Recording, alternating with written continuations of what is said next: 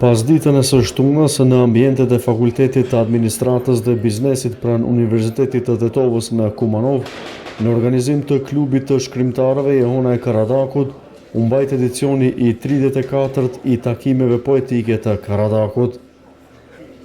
Edhe në edicionin e si vjem, u mblodhën krijues nga Maqedonia e Veriut, Shqipëria, Kosova, Lugina e Preshevës, si dhe vise të tjera.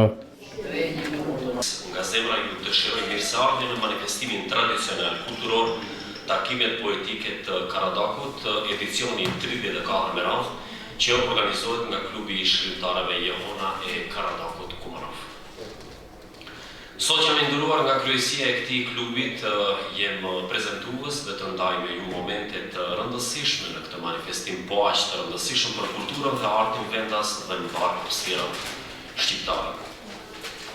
Siç është e njohur tashmë, ky manifestim mbahet në kujtim të ngjarjeve të 11 marsit të vitit 1981, që paraqet një ditë simbolike për kthesën e madhe historike të shqiptarëve në ish Jugosllavi, kur në fundimin e protestave studentore filloi edhe rënimi i regjimit komunist jugosllav, që në përkëmbë të drejtat tona themelore.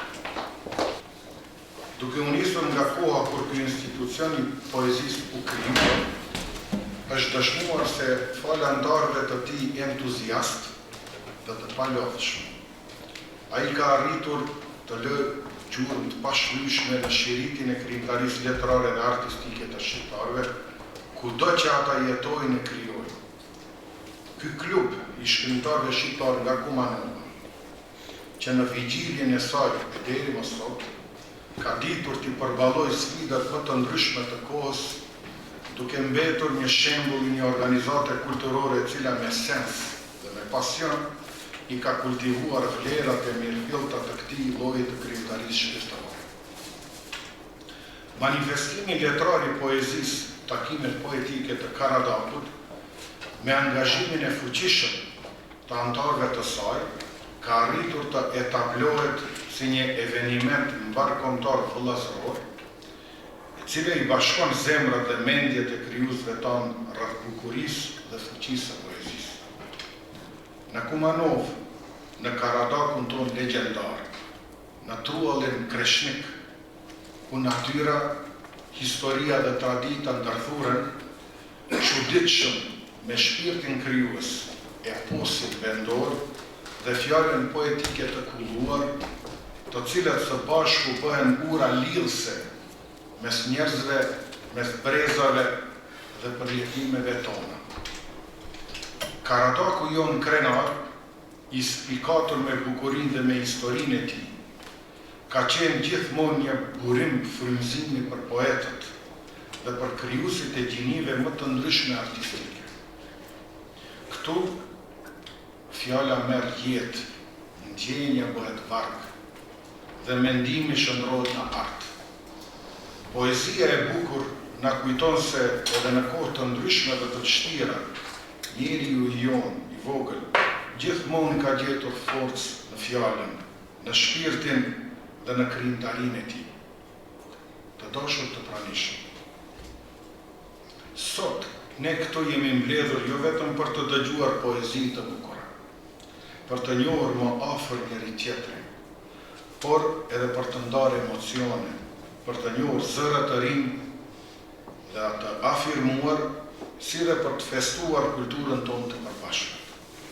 Çdo varg që do të dëgjohet sonte është një jehon drejt botës së brendshme të poetit, por edhe një mundësi për pasurimin e shpirtit të gjithë neve. Le të jenë këto takime një festë e fjalës së bukur, një moment frymëzimi dhe një dëshmi se poezia, e cila sipas filozofëve të lashtë grek, ishte një pëshpëritje intime e shpirtit të trazuar. Ajo duhet të vazhdoj, të jetoj dhe reflektoj fuqishëm në mesin tonë, sepse ajo më së miri na përkufizon se kush jemi ne. Si përfundim, më lejoni që në cilësinë e kryetarit të klubit të shkrimtarëve Jehona e Karadakut dhe anëtarëve të tij, të gjithë të pranishmeve në sallë në këtë manifestim artistik, që uroj mirëseardhje dhe një ditë të këndshme poetike. Marsi është muaj që ka shumë të me thënie për popullin tonë. Dhe pikrisht 11 marsi ka qenë një ditë kur është formuar klubi dhe është mbajtur hera e parë në Kumanov, takimet e Karadakut. Vllavin bashkë me shok dhe me shokin bashkë me shok.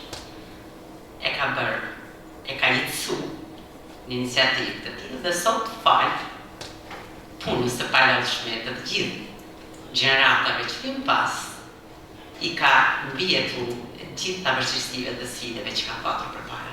Kështu që i falenderoj.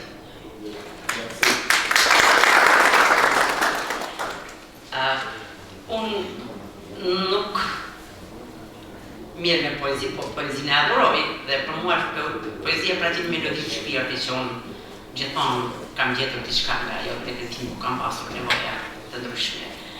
Por sot unë kam marrë me vete një nga gjitha të ngjarje të bazuara në projektimet e mia dhe të shumë shoqeve protagonisteve të viteve 80-ta, me të cilat e kemi ndërruar Kosovën e lirë. Ndryshe nga krejt ndërrimtarët, sot ne edhe e kemi punuar që ta shohim të tillë të lirë.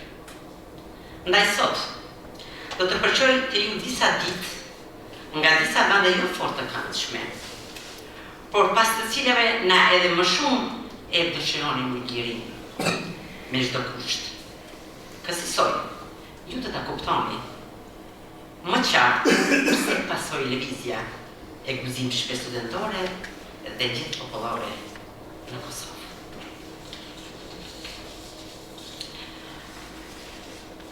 Qelia numër 4 në burgun e Mitrovicës është një rikthim.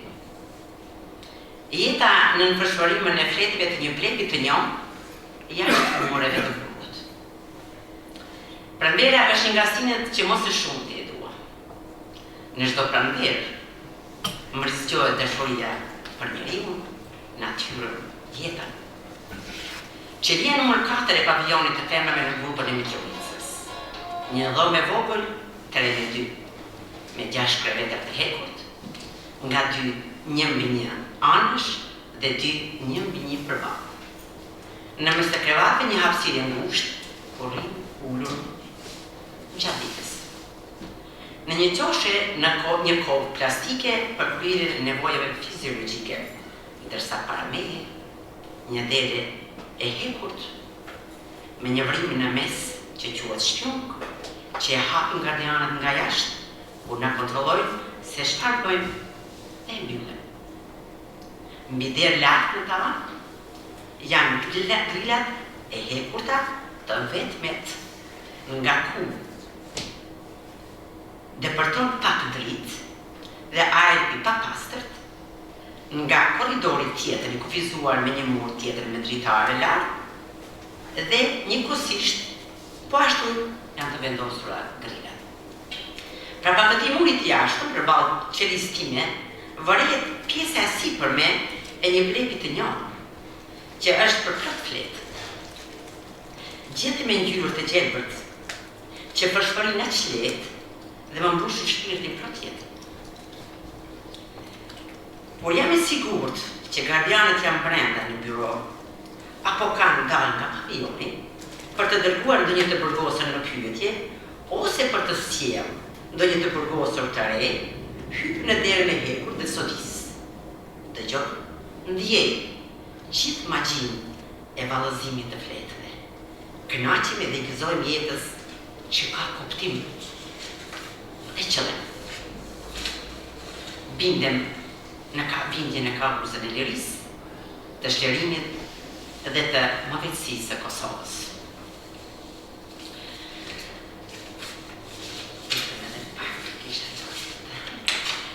Është tanë gjithmonë se burgu është për burra.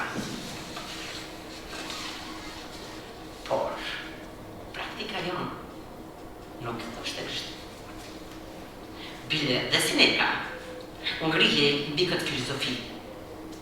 Burgu, thosë Seneca, citoj, gjithmonë mund të dërohet nga dikush që ka kuptuar saktësisht ekzistencën. Ne tashma e kishim të qartë këtë. Ju faleminderit.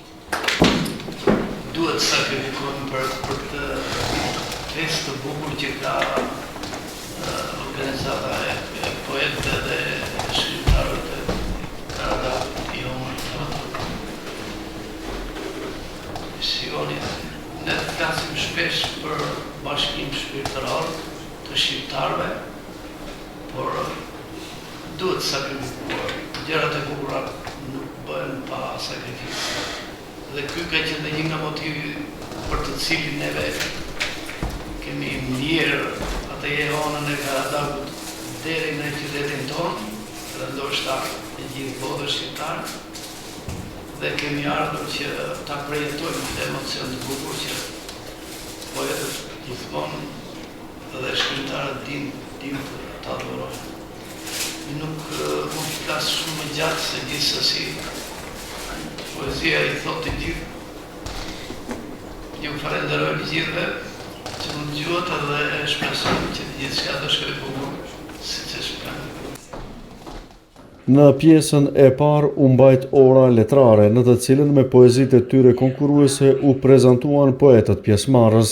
Në fund juria letrare në përbërje të Daim Ilyazit, Arsim Halili dhe Sevdel Demiri shpallën fituesit e poezive më të arrira të orës letrare.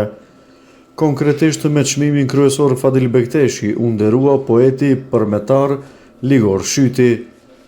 Me çmimin Doruntina, poeti Gostivaras Bajram Ali Selimi.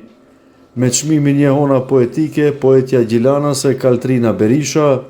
Dhe me çmimin special u nderua poetja jon kumanovare Liber Emini.